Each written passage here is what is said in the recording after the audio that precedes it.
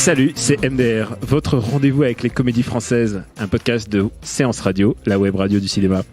À MDR, on aime analyser et discuter des comédies françaises, surtout quand il y a des gros sujets. Donc aujourd'hui, on va parler de La Ch'ti de famille de Danny Boone, avec Danny Boone et toute une kyrielle de comédiens. Je suis Daniel Andreev et à mes côtés, j'ai des analystes ch'ti. Hugo Alexandre, bonjour. Salut Daniel. Et Amandine Schmitt. Salut Daniel. Après des années d'efforts, il est devenu le plus snob des Parisiens. Parlons inspiration, quelles sont vos influences ? Oh, je dirais principalement nous-mêmes. Jusqu'au jour où il a connu... Mon beau-frère Charles Ch'ti, il a honte de nous, puis c'est tout. Une grosse rechute.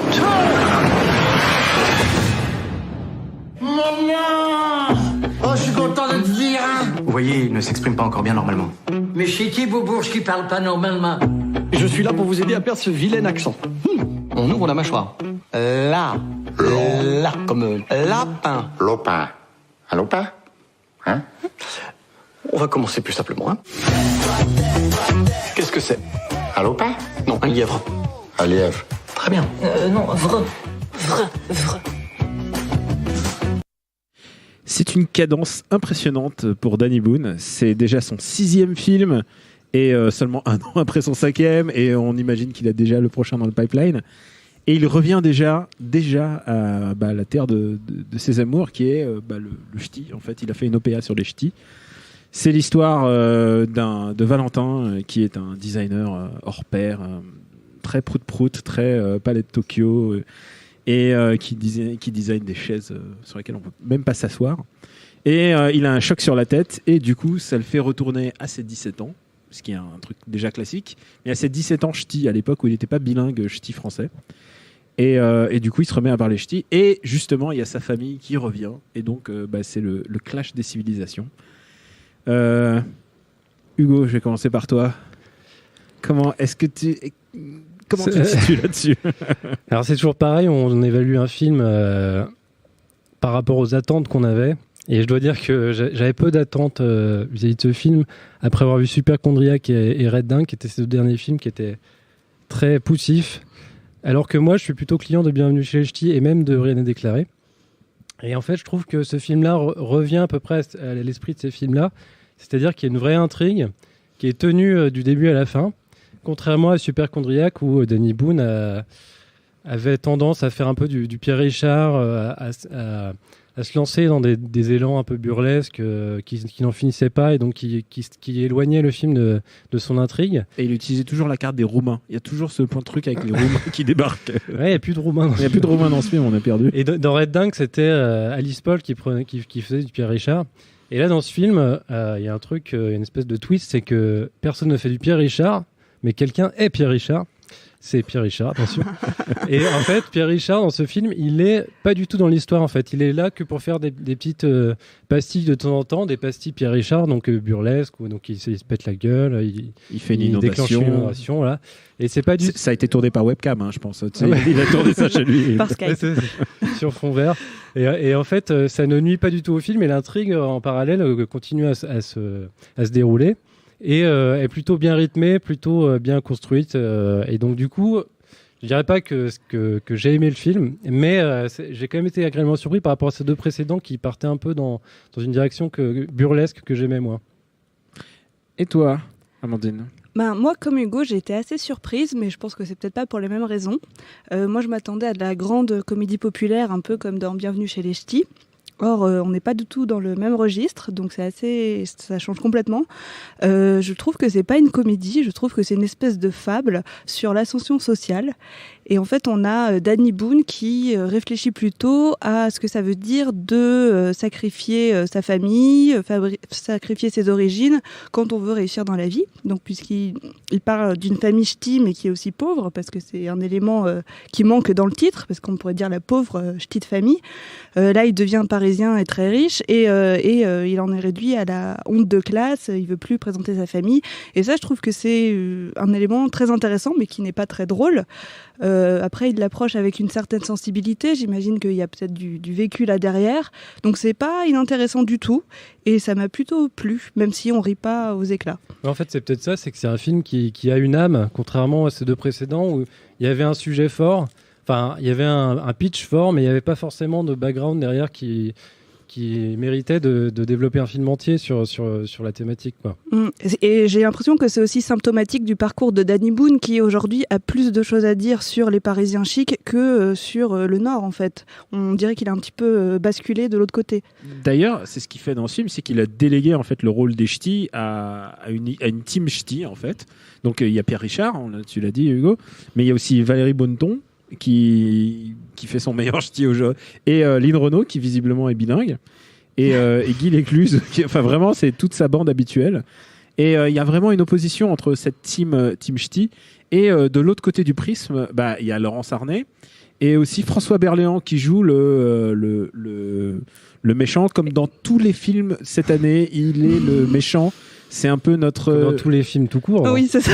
Mais il a un côté méchant de dessin animé qui est assez appréciable. Il a un méchant de cartoon, c'est assez sidérant. Et du coup, il y a en fait plusieurs films en Inde, à mon sens. C'est que il nous avait fait le coup avec Bienvenue chez les Ch'tis. Bienvenue chez les Ch'tis est une fausse comédie, c'est un buddy movie en fait. Et alors qu'ici, on te présente ça comme une grosse comédie, grosse gaudriole. Mais en fait, il y a plusieurs films en un. Il y a le film familial, mais il y a aussi la vision de l'art moderne, enfin cette vision un peu, cette caricature, enfin c'est un truc assez récurrent. Et puis il y a les méchants de cartoon. Il y a plein de films. La comédie romantique. Il y a la rom-com avec Laurence. La comédie pas tout à fait rom-com, de couple qui patine un peu. En fait. Alors oui, c'est ce qui. C'est une comédie sur l'amour plus fort que tout, et moi je trouve ça assez malin parce que ça aurait été assez facile de faire de Laurence Arnay une espèce de pétasse snob et tout, et en fait elle a un arc où elle va essayer de comprendre les origines de son mari, et elle va plutôt bien s'en sortir. Mais c'est ça qui est surprenant, c'est que Laurence Arnay, Danny Boone a toujours été doué pour faire les rôles de féminins autour de lui. Et je pense à Super Chondriac, enfin, ou à le Red Dingue, où tu disais quel est le problème. Et là, Laurence Arnay, elle est au moins aussi talentueuse que lui, mais en plus, elle essaie, comme tu disais, elle essaye d'apprendre la langue, mais en plus, c'est elle qui est le facteur d'intégration entre la famille ch'ti et les Paris. Enfin, elle y met quand même du ce qui est bien, c'est que des deux côtés, il y a un personnage féminin fort, parce que de l'autre côté, il y a Lynn Renault qui est assez touchante, moi je trouve. Elle est tellement drôle. J'ai cru que tu allais dire que c'était Valérie Bonneton, or elle est assez effacée finalement. Ouais, alors Valérie Bonneton, elle a un rôle hyper caricatural, parce que non seulement elle est ch'ti, mais en plus elle est complètement abrutie. Alors, c'est un peu le cas de tous, ce qui est un peu dommage d'ailleurs, ce qui rapproche le film un peu des Tuches, je trouve. C'est un peu le défaut légèrement. du film. Non, je suis un peu d'accord avec Hugo. C'est vrai que le problème, c'est que les ch'tis sont traités comme des gogoles, quoi, en fait. Ils font des réflexions qui sont de l'ordre de on comprend pas les choses, alors que c'est juste qu'ils parlent pas la même langue, en fait. C'est juste ça dépend des personnages, mais Valérie Bonneton est particulièrement corsée dans ce domaine-là. Enfin, Lynn Renault ne reconnaît pas les gens, alors que simplement parce qu'elle parle ch'ti. Enfin, tu vois, il y a vraiment des choses qui sont faites mais elle est vieille. sur la bêtise. Moi, je la trouve assez bien, Lynn Renault. Hein. Oui, bien sûr, mais c'est l'écriture du rôle qui est comme ça. Je sais pas si c'est l'écriture du rôle ou si c'est Lynn Renault qui est insubmersible et quoi que tu lui donnes, elle s'en sort. C'est peut-être ça. Est-ce qu'on devrait pas parler un peu de Danny Boone finalement, qui est un peu un acteur extraordinaire et Danny Boone, il est très bon pour faire le ch'ti, mais je trouve que... Alors, il y a deux films dans le film concernant Danny Boone. C'est qu'au départ, il joue le Parisien snob pédant. Qui joue pas mal, en fait. Hein. Ouais. J'allais dire le contraire, en fait. Je trouve qu'il est beaucoup plus convaincant en ch'ti. Donc, à partir du moment où il a cet accident de voiture qui le fait redevenir ch'ti, et donc il reprend l'accent et tout, et là je le trouve beaucoup plus convaincant. Et avant je trouve que son parisien pédant, il est peut-être un peu trop un peu too much. Et surtout il y a un truc, il dit pas bonjour aux gens, mais vraiment de manière il dit pas bonjour aux gens, il fait la couve de tous les magazines. Le jour où tu auras un architecte qui fait la couve de Paris Match et tout ça, c'est je me suis demandé aussi dans quel monde. Et je trouve que dans tout le début du film, tous les personnages sont hyper forcés, toutes les situations, toutes les répliques même sonne un peu faux. Ça part très très mal ce film. En plus du fait qu'on comprend rien au ch'ti. Et il y a un truc avec Danny Boone, en tout cas pour tous les films que j'ai vus avec lui, c'est que même si le film, il y a des passages à vide ou des moments trucs que j'aime moins, mais il y a toujours ce que j'appelle le moment Danny Boone où il joue vraiment le mec qui fait des sketchs quoi. C'est vraiment le mec qui fait vraiment le gag BD quoi, le gag Gaston Lagaffe. Et pour moi, la scène de la salle de bain. Et pour moi, c'est la scène de la salle de bain, c'est qu'à un moment, il se réveille donc avec son cerveau de 17 ans et il se dit, je vais prendre une douche, sauf que rien ne fonctionne. Et il est extraordinaire à ce moment-là. Enfin, je sais pas, moi, je me suis vraiment bidonné. Moi, je le trouve pas mal, puis je trouve que la scène est un peu filmée comme une scène de guerre où tu te demandes d'où les jets vont sortir, la menace est partout, donc c'est plutôt assez réussi. Alors moi, je suis pas très client de ce genre d'humour. Je trouve qu'il en abusait dans les films précédents. Et là, je trouve qu'une bonne scène comme ça, bien rythmée, ça suffit. Et je trouve qu'elle passe très bien. Alors que je suis pas très. Pour toi, la douche ne devrait pas être une guerre. Ouais. J'ai remarqué que Danny Boone est souvent en lutte avec les accessoires de la salle de bain. Je sais pas pourquoi. Dans Un plan parfait, il y avait ça aussi. Dans Superchondriac, il était aussi dans un espèce de. C'est le Pierre Richard de la salle de bain. Ouais. Et dans le film avec Diane Kruger, il y a un moment extraordinaire où il se fait piquer en anesthésie la gueule. Et il est sur le feu. Il y a une scène où il a un shampoing. Il y a le shampoing. C'est pas un shampoing en fait, on l'a piégé. Et en fait, c'est un truc qui épile les cheveux. Ouais, il a un gel épilatoire et il se le met dans les cheveux. Il y a ses cheveux qui partent. Il n'y a plus de cheveux. Ouais. Mais moi j'aime bien le passage où il se met quand même les coups de seringue dans le visage et qu'il a une tête, mais il ressemble à Elephant Man. Médical dans son cinéma. Bon, on va s'écouter une vanne. Il a 2 mois pour faire le plus de progrès possible. Passer ce délai, il restera comme ça à vie. Ah non, c'est horrible, papa. Il est totalement amnésique et il a 17 ans d'âge mental. Qu'est-ce que c'est? Un lièvre. Non, vrai. Une taube. Bleu. Je s'en fous de la couleur. C'est le nom qu'il veut.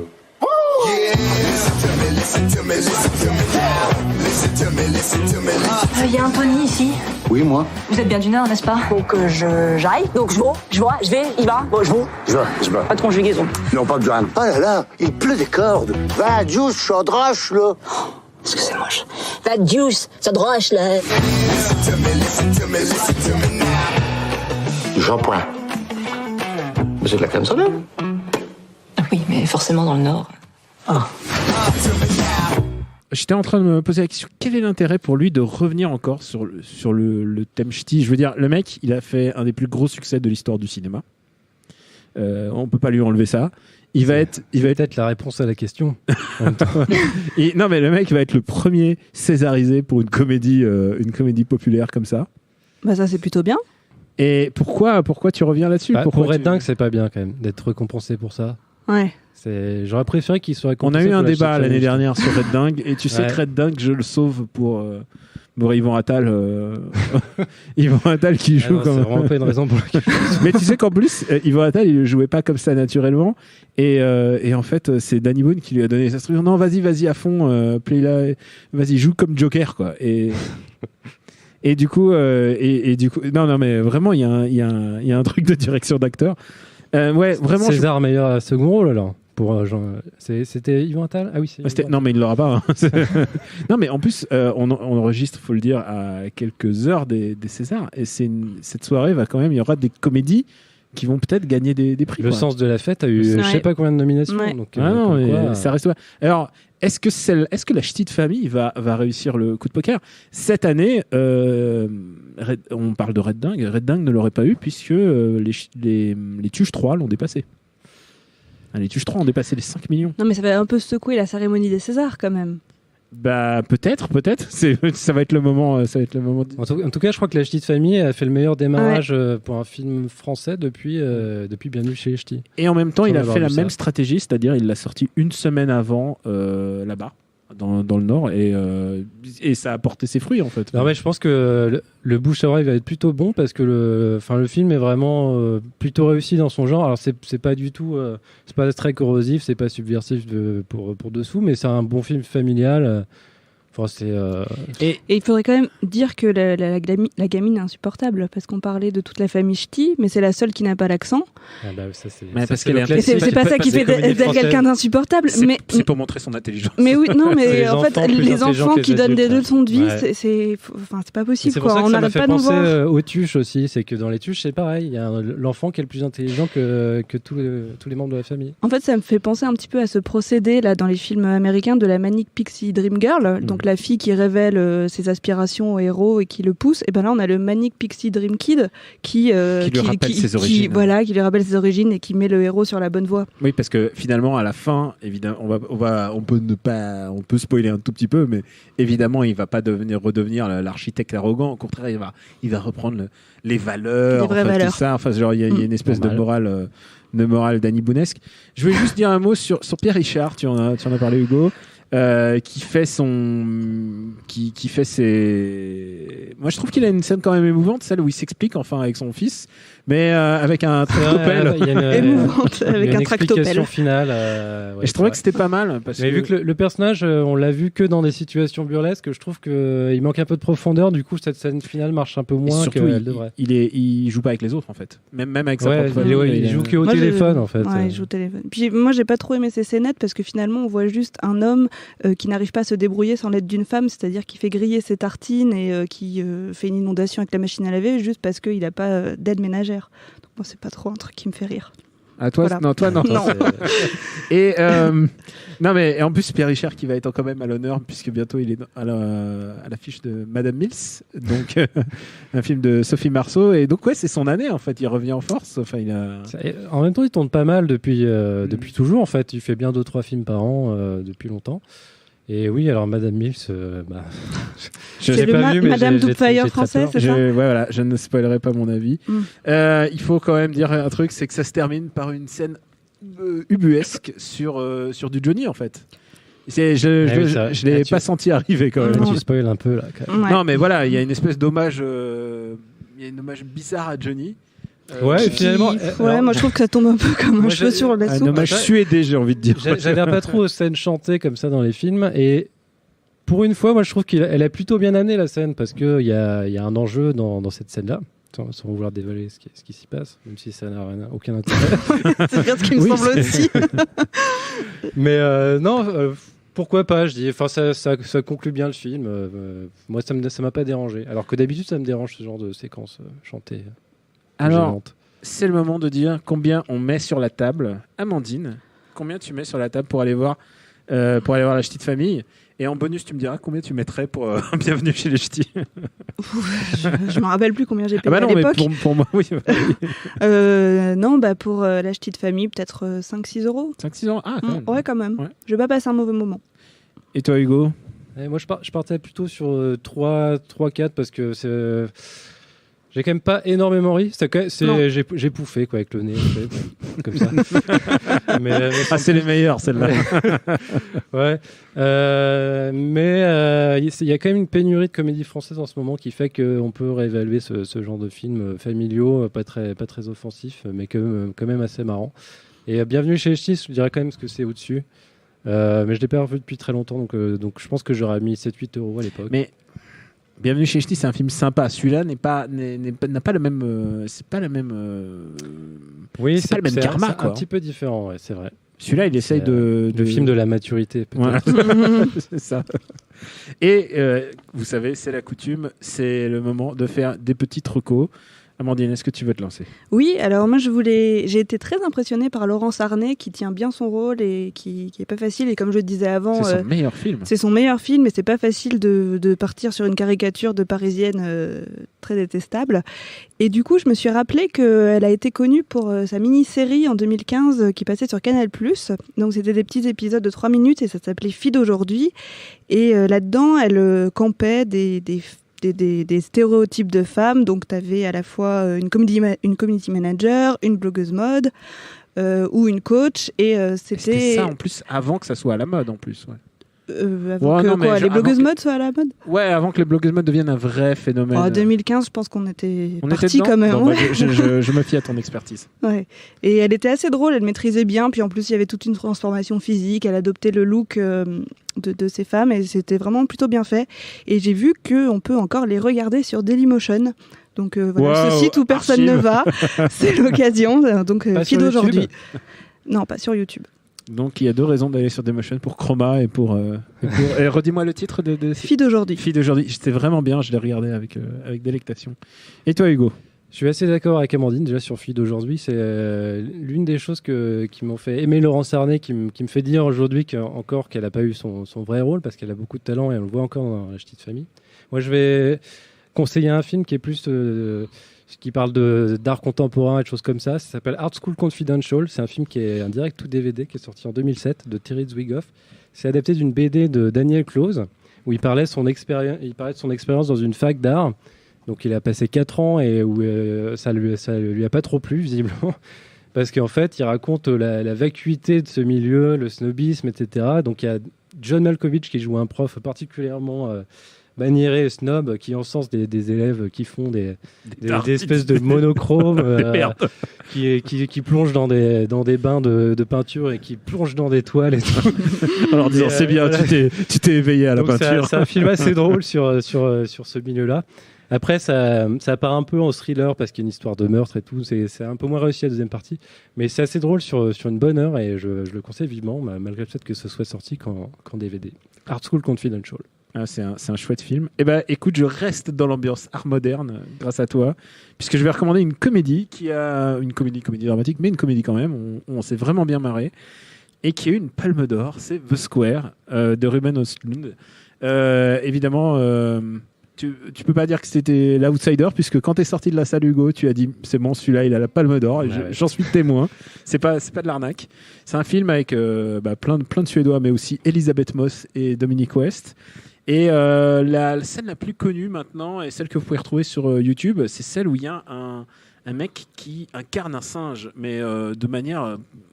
comment dire, il est le singe, quoi. Ah, pour le coup, c'est pas hyper drôle, c'est la scène la plus mélange d'émotions. C'est la scène la plus difficile à regarder de ce film. C'est un film où il y a beaucoup de singes, donc j'aime bien les comédies avec des singes. Je trouve que c'est quelque chose qui manque au cinéma français. Mais voilà, je recommande The Square, qui va essayer d'avoir l'Oscar du meilleur film étranger. Face à la rigolade, puisqu'il y a Loveless et tous les autres films méga tristes. D'amour, oui. Il y a que des films méga tristes, des trucs avec des morts et des machins. Je pense qu'il a presque sa carte à jouer là-dedans. Ou alors La La Land va l'emporter. Non, c'est bon, on a donné. Donc voilà, The Square. Merci à Quentin, le roi de la télé, à la technique. Pour vous retrouver, c'est MDR sur Apple Podcast et toutes les applis dédiées. Et puis également sur SoundCloud. Merci de vous abonner, de laisser des commentaires et d'en parler autour de vous. La semaine prochaine, on aura la joie immense de parler d'une comédie qui est à la fois une adaptation de BD. Et ouais, c'est pas Gaston Lagaffe, c'est Spirou. On vous dit à la semaine prochaine.